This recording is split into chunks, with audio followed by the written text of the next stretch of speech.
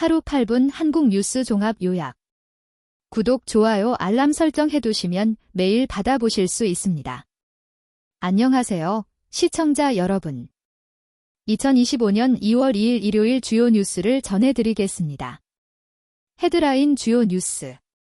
트럼프발 관세전쟁 본격화.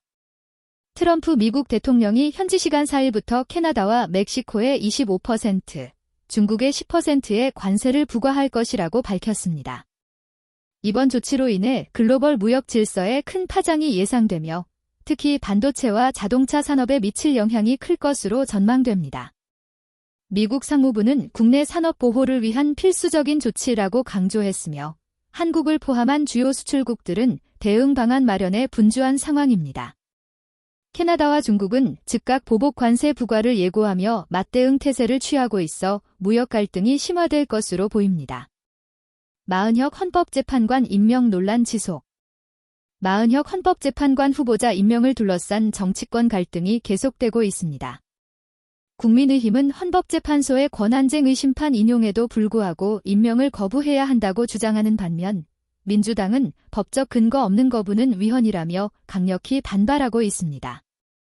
이 과정에서 정치권의 대립이 격화되고 있으며 헌법재판소의 최종 판단을 앞두고 양측의 긴장감이 고조되고 있습니다. 일각에서는 이번 사태가 향후 전국 운영에 상당한 영향을 미칠 것으로 전망하고 있습니다. 입춘 한파 내습. 절기상 입춘인 내일, 강풍과 함께 매서운 한파가 찾아올 예정입니다. 기상청은 서울의 아침 체감온도가 영하 13도까지 떨어질 것으로 예보하며 시민들의 건강관리에 각별한 주의를 당부했습니다.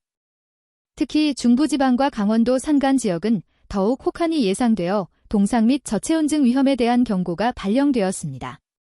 취약계층과 노약자들은 외출을 자제하고 실내 온도 유지에 신경 써야 할 것으로 보입니다. 정치. 이재명 대표, 실용주의 노선 강조. 더불어민주당 이재명 대표가 주클릭 논란 속에서 실용주의 노선을 강조하며 지지율 반등을 노리고 있습니다.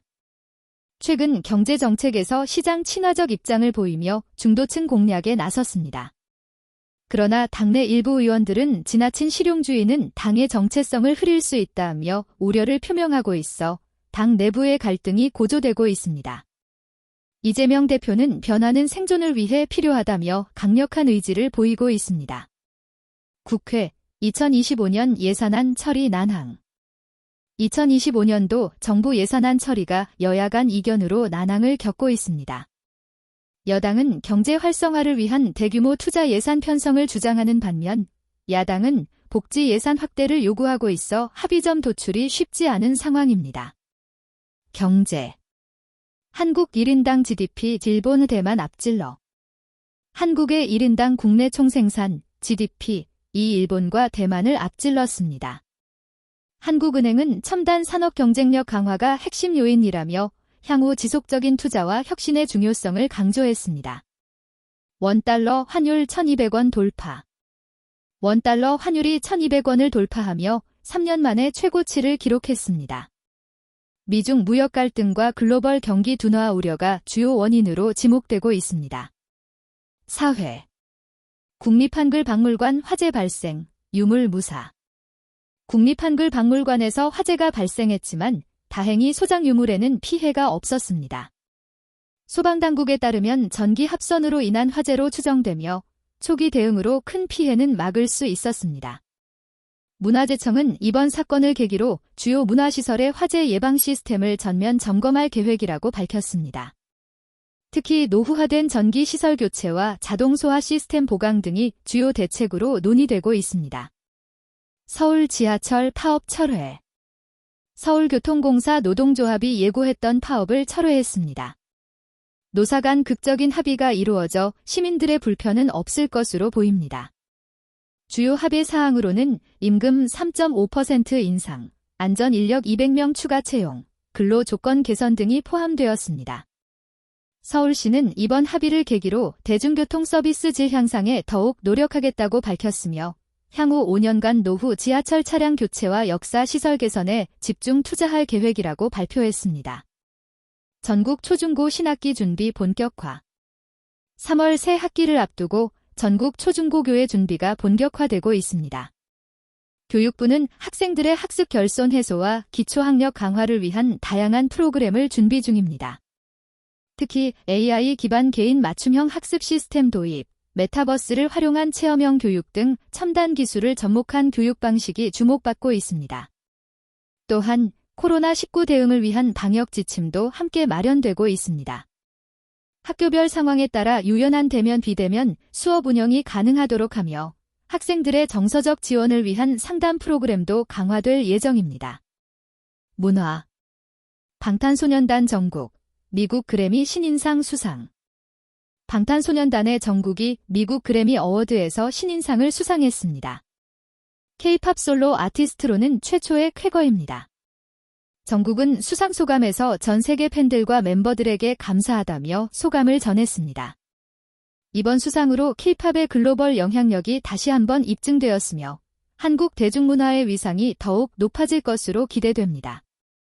음악 평론가들은 이번 수상이 K-팝의 미국 주류 음악 시장 진입을 공식화하는 계기가 될 것이라고 평가하고 있습니다. 부산국제영화제, 아시아 최대 영화제로 도약. 부산국제영화제가 올해부터 규모와 내용면에서 대폭 확대되어 아시아 최대 영화제로 도약합니다. 상영작 수가 300편으로 늘어나고 초청 게스트도 1000명 이상으로 확대됩니다. 새로운 경쟁 부문인 다시아 영화의 미래 섹션도 신설되어 신진 감독들의 작품을 집중 조명할 예정입니다. 특히 메타버스를 활용한 가상 영화제 플랫폼을 도입해 화제를 모으고 있습니다. 이를 통해 전 세계 영화 팬들이 시공간의 제약 없이 영화제를 즐길 수 있게 되었습니다.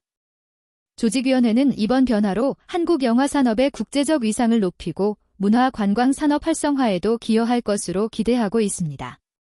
스포츠. 손흥민, 프리미어리그 이달의 선수상 수상. 토트넘의 손흥민 선수가 1월 프리미어리그 이달의 선수상을 수상했습니다. 이번 달 5경기에서 6골 3도움을 기록하며 팀의 상승세를 이끈 공로를 인정받았습니다. 손흥민은 이로써 통산 4번째 이달의 선수상을 받게 되었습니다. 현재 손흥민은 리그 득점 선두를 달리고 있어 시즌 최우수 선수상 수상 가능성도 높아지고 있습니다. 영국 현지 언론들은 손흥민을 다시아가 배출한 최고의 축구 선수로 평가하며 그의 활약에 찬사를 보내고 있습니다. 프로야구 10개 구단, 스프링 캠프 돌입.